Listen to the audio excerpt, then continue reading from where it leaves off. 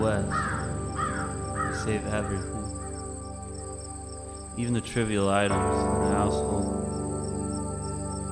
I remember as a boy being scalded for throwing out perfectly good, well-used butter container. I saw the rust build on the prairie flats, garages filled with seemingly useless items,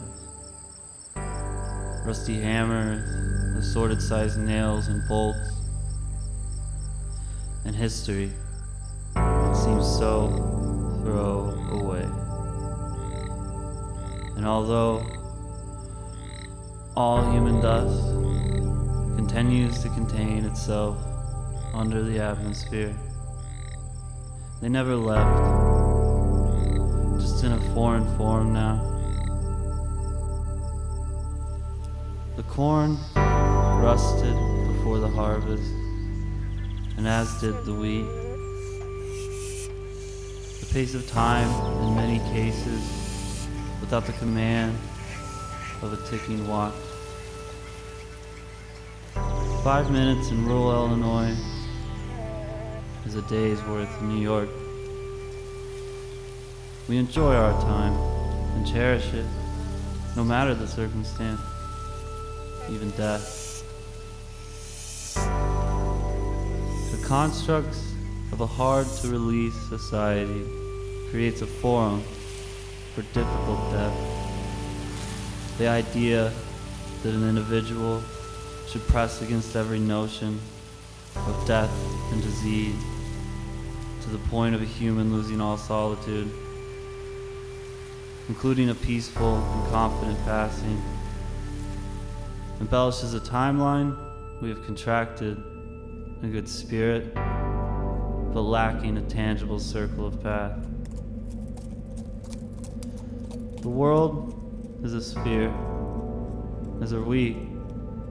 You head out somewhere, you inevitably reach to the other side. And as the leaves began to turn into amber dust this autumn, I received a call from my sister. It was time to come see our father before he took his final breath. What's sad is I feel more at peace. When I was a boy, I thought he was a professional baseball player.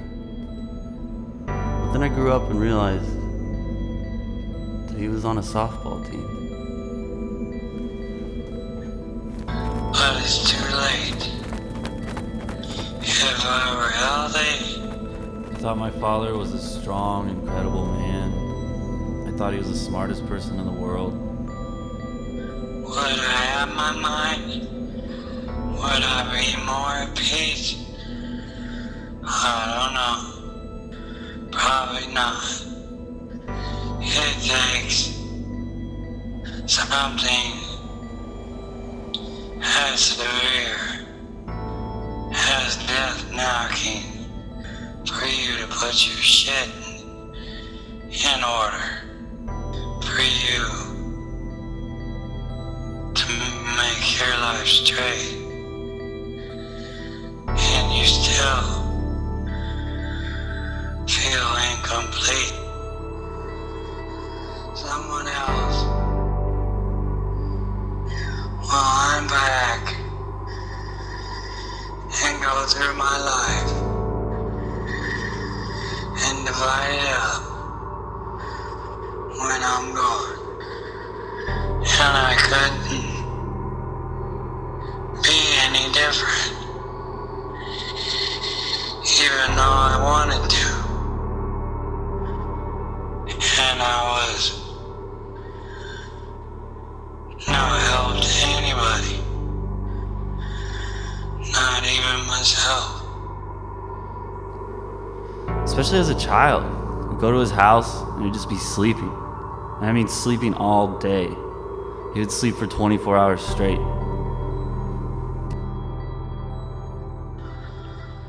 All my energy is spent on making making it to the next day. Unfinished business.